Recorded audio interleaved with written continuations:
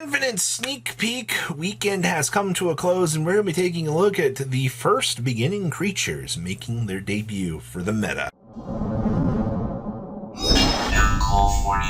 Make sure you guys smash the living crap out of that subscribe button so you guys don't miss out on more awesome content. The Combined Creation, the card that so many people have been waiting for, has finally arrived. I mean, this card does literally everything. I mean, you banish it from the graveyard, you search for the Broken Field spell, which finally has a utility option for, which is really good. And then on Fusion Summon, you mill 3, it can dump a copy of itself out of the extra deck, so you can safely banish it to do the field spell search. And then you have the quick effect on top of it to target an equal number of Memento cards that you control and the cards your opponent controls and pop them all off. So you have so many options available to you for this deck that it's actually kind of crazy. Now, my friend Alice chose to play this deck a little bit differently than what we're kind of used to seeing. They chose to go with a board breaker approach of things here. While, you know, Dark Rule No More does take away any chance of having an OTK that you might have, this now ensures that you can safely clear a board of any huge wave of things that your opponent would have, and then basically whatever you're putting up after you push through their board is really good. They also chose not to play the Fracture Dance or any of the other trap cards that you would normally maybe see in the side deck.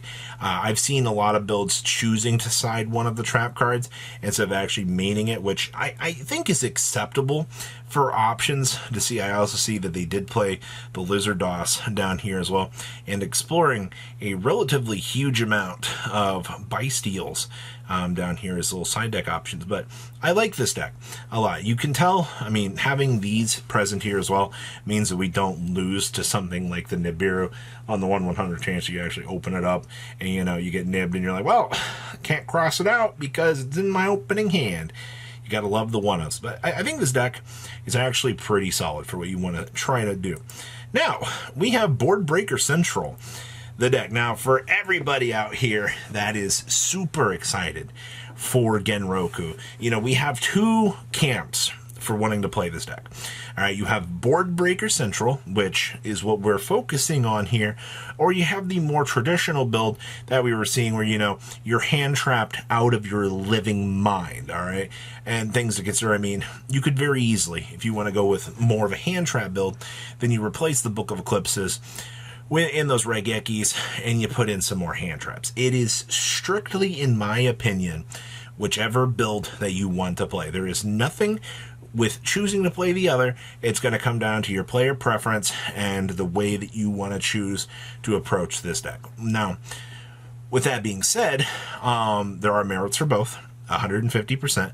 The Book of Eclipses, I do think, are good as just a general defensive option, taking down your opponent's field and then slamming, you know, your full Tempai board into it to clean things up is also good. And also, you know, oh, your opponent just set up a huge field, slam down the Raigeki, what are you going to do? Like, now you're in a terrible position and you can't actually do anything because I just had the random board wipes that my deck is able to play. That's why you consider approaching these sorts of cards, because they are that good.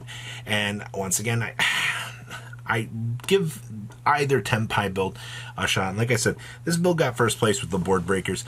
I think it's good. I know a lot of people be like, huh? 2 Pydras? 1 Fodra? Yeah, we're starting to mess around with the ratios a little bit. You know, you got your extra consistency in here now, so we still have triple Sengen Summoning. We're literally a build behind the OCG after Sengen Summoning gets hit, so that's a pretty major thing to consider. But in terms of deck build, you got some options available to you. Like, seems good to me. Alrighty. Huh. Hello, Exodia, the Forbidden One. I'm telling you, if there's ever a random assortment of random knowledge in terms of deck profiles that you could ever want to explore, watch Kira and watch Dark Arm Duelist. All right, these two duelists will come up with the most random deck build that you could ever actually want to think of. And I mean, we're on new set release weekend here, which means people are going to be looking around out here going, huh, you know, new options? You know, what can we do for this? I do not recommend at all playing the Millennium Fiend Reflection. From my time on Exodia, the Fiend Reflection and the Exodia Incarnate are not good cards. Just trust me on this. I did like a Horus package in this because Giant Trainer was a pretty stupid card. Being able to draw those cards. I mean, you can do all the draw power you want, and then, I mean, you don't have to worry about anything until you slam down the Ankh. Like, you can do everything that you want and then just hold the Ankh for the last. Obviously, the Ankh's going to clear your field, but, like, it doesn't matter if you got a field or a graveyard loaded up with Horus monsters to revive on the next turn. Like, we've done our job, right? It's just, in terms of the Millennium stuff, we don't have the Millennium Blue Eyes just yet. It's an entirely different story once we get that card, and this deck actually has what I would deem a good boss monster or a good support line to have on the side to actually help us out. But in terms of everything else for this deck, ratios, I mean, I would probably explore bigger option trees for the Caveman. The Caveman's a very good card, but most of your packages are just going to be how many monsters can I put on the field and then not get punished by the cross. All right, and of course, I would also play the other Exodia Trap as a one-of. I do recommend that, but it's a good base to work with. So, in real fashion for Sneak Peek Weekend, there's always going to be that couple of old challengers, the old guard, as we're going to call them out here, the gatekeepers that are here to ruin lives. And this is another fantastic example of, oh, we just got a brand new set with a brand new engine in it. Somebody call my boy Gimmick Puppet up out here. Now, things are truly funny the minute that we do watch a Fallen of Albaz player out here, Gimmick Puppet lock a Gimmick Puppet duelist for the FTK. I cannot wait to actually hear the stories of that actually happening. You know, the natural predator sticking around the format. But this deck also has kind of shifted to some board breakers here. You do see that we have that Dark Rule No More in here to do the thing. I think this is a pretty good indicator to showcase how this next format is going to go. You know, board breakers over the hand traps, because honestly, you know, really hand trap that looks like it might have a purpose might actually be the Droll and Lockbird. Contrary to popular belief, a lot of decks can still play under Droll, but the fields that some of them can make feel a little bit less oppressive, as we're going to say. You want to tone back a wee little bit of the power, and you don't want to totally get overwhelmed by things. So that's a big option that we are seeing here.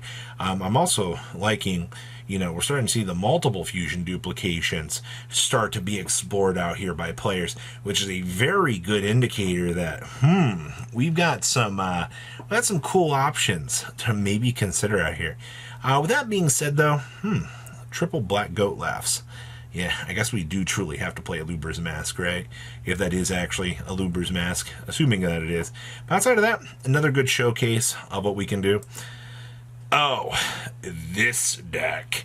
And of course, I did mention the old guard out here.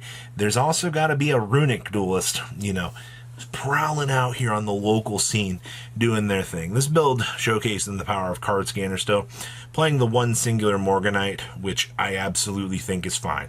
Alright, Morganite, it is a good card, but you cannot afford to dedicate, you know, 2 to 3 slots anymore. Alright, you're only getting away with the Card Scanner because, you know, if you see this with the tip, you just have the biggest shit-eating grin on your face. You're literally off to the races. Other interesting things here. Only 2 Frecky, that's interesting. Only 2 Moonin, I can respect this. Moonin is kind of dog shit right now. And of course, playing a Time Thief Redoer. Huh? Okay, well, this is a cool tech choice, I guess. And then we're dedicating 2 slots to the big Typhoon Man himself. I can also get behind this. I've been wanting to consider double Typhoon for a little while, just because this card goes pretty hard. I also see, wow, triple Shifter.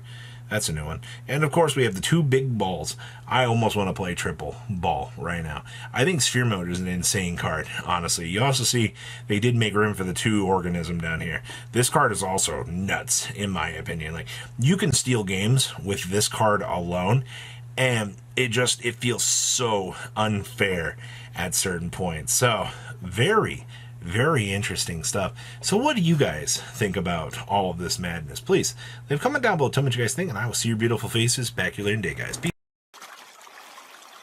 Patrons. Thank you.